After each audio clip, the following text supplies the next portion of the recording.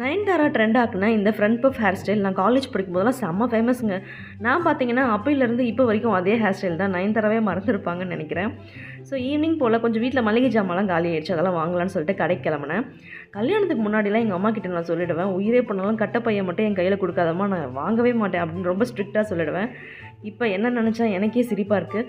ஏன்னா கடைக்கு போகிறதுனா ஃபஸ்ட் எடுத்தோடனே நான் வந்து மளிகை ஜாமான் இல்லை காய்கறி எது வாங்குறதா இருந்தாலும் கட்டப்பை தான் ஃபஸ்ட் எடுத்துகிட்டு போவேன். ரொம்ப கம்ஃபர்ட்டாக இருக்க மாதிரி இருக்கும். ஷாம்புலாம் பார்த்திங்கன்னா பாட்டிலில் வாங்க மாட்டேன், இந்த மாதிரி குட்டி குட்டி பேக்கெட் தான் வாங்குவேன். அப்போ தான் எனக்கு கணக்கு தெரியும் 2 ஷாம்பு யூஸ் பண்ணுறேன் அப்படின்னு சொல்லிட்டு. அப்புறம் பார்த்திங்கன்னா ஒரே மாதிரி சோப் போட்டு குளிக்க மாட்டேன், மாற்றி மாற்றி சோப் குளிச்சுட்டே இருப்பேன். அது அந்தளவுக்கு அட்வைசபிள் இல்லை தான். ஸோ மார்கோவில் வந்து நான் ரோஸ் ஃப்ளேவர் வாங்கிட்டு வந்திருந்தேன். பஞ்சாராஸில் ஃபேஸ் வாஷ் இந்த மாதிரிலாம் புதுசாக வாங்கிட்டு வந்திருந்தேன்.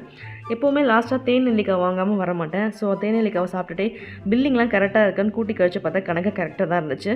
வாங்கிட்டு வந்த திங்ஸ் எல்லாம் ரீஃபில் பண்ணி வச்சுட்டு ஈவினிங் போல் வடை போட்டு சாப்பிட்டோம்.